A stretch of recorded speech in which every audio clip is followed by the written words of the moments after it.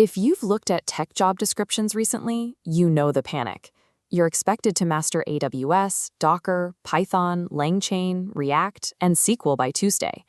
When you strip away the buzzwords, the demands actually fall into 5 specific buckets: cloud infrastructure, core programming, data literacy, communication, and AI fluency. Here's the mathematical reality. If you have a full-time job, a commute, and maybe a family, you cannot master all 5 of these at the same time. There simply aren't enough hours in the week. Trying to learn everything at once without a strict filter leads straight to tutorial hell. You end up watching hours of videos, retaining maybe 10% of it, and burning out before you can build anything real. Getting hired in 2026 means letting go of the idea that you need to know everything. Instead, you have to trade the safety of a broad, shallow resume for a highly targeted, deep skill set that actually pays off. To figure out where to put your limited hours, we'll run these domains through a time audit framework. The horizontal axis measures raw time investment and mental friction. The vertical axis is the 2026 market multiplier, measuring your salary bump and defense against layoffs. We need to map the 5 tech pillars onto this board to find the exact combination of skills that fits your current career stage.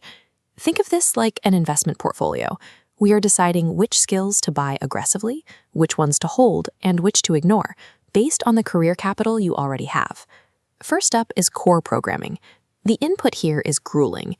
You have to grind through Python or JavaScript syntax, untangle object-oriented concepts, and memorize data structures until they actually stick in your memory. Mastering these basics means you can translate a business requirement into a functional block of logic. You gain the ability to build digital products that actually function in the real world. But the upfront time cost is massive, and the market for basic syntax is now heavily commoditized. In 2026, writing a standard script is the price of admission, not a competitive edge. Next is data literacy. To get this right, you have to learn SQL and master the ETL pipeline: extract, transform, load. That means spending hours writing queries to clean up incredibly messy, broken data from the real world so it can be analyzed.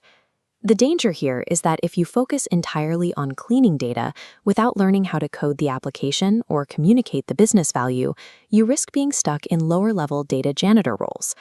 Code and data are the baseline engines of the entire industry.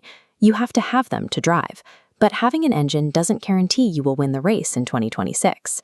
That brings us to cloud architecture and DevOps. The time cost here is extreme. You are committing to mastering platform-specific architecture, like AWS or Azure, while learning how to deploy code using complex containerization tools like Docker and Kubernetes. If you survive that learning curve, you become highly employable in massive enterprise environments. Big companies always need engineers who can keep resilient, scalable systems running without crashing. But tackling this as a solo learner is punishing.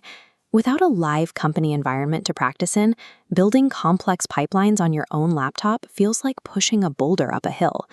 Worse, these proprietary platforms force you into a cycle of exhausting, continuous relearning.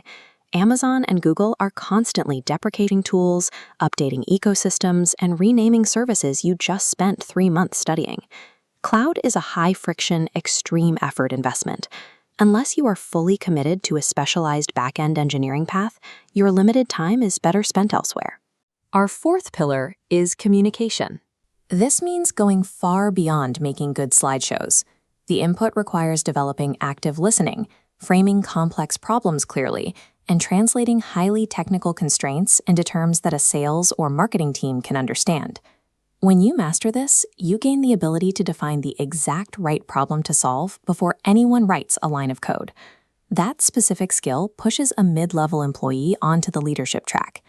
The catch is that you cannot put a certificate for this on your resume, and you cannot prove it with a GitHub repo. Improving requires you to ask for critique and deal with messy, uncomfortable human feedback. A developer with brilliant technical skills but poor communication remains isolated. If you cannot explain the impact of what you built to the stakeholders paying for it, your work will be consistently undervalued. Finally, we reach the ultimate market multiplier, AI fluency. This goes past typing commands into a chat box. You have to learn how to integrate LLM APIs directly into actual applications and manage vector databases to store and retrieve data. Specifically, you need to understand RAG, Retrieval Augmented Generation. This is the ability to take a company's securely held data and safely connect it to a public AI model to get accurate contextual answers. Knowing how to build these autonomous, highly productive agents positions you at the absolute top of the hiring matrix. Companies are aggressively paying a premium for this capability, but the risk is severe. When you study AI right now, you are building your career on technological quicksand. You might spend 100 grueling hours mastering a specific framework, only to wake up and find it completely obsolete because a single new model release does it natively. AI fluency offers the highest possible salary bump and leverage available today. You just have to accept that it carries the highest inherent risk of wasted learning hours. Now that we have evaluated the board, we can map these pillars directly to your current career stage. If you are an absolute beginner, your path is rigid. You must focus strictly on core programming and communication. Do not touch complex cloud architecture or advanced AI deployments yet. You need a stable foundation before you can start building the roof. Prompting a language model is useless without the baseline coding skills to fix the broken syntax the AI inevitably generates. If you are a mid-level professional, maintain your current stack, but pivot your upskilling aggressively into AI fluency and APIs. Combining core logic with LLM orchestration automates the boilerplate, unit testing, and documentation that usually consumes 60% of a development cycle.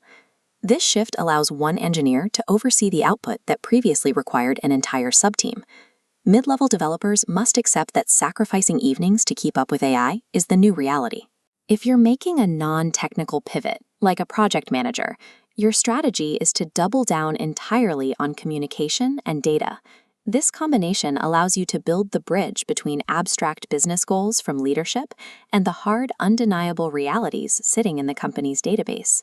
Because you aren't building the core software infrastructure yourself, your job security will rely entirely on your ability to consistently prove how your data insights directly drive company revenue. Hiring managers in 2026 are moving away from the generic generalists who try to learn a little bit about every new framework. The market will not reward breadth. It will reward those who build a rock-solid technical foundation and then perfectly align it with the exact market multiplier their specific career stage demands.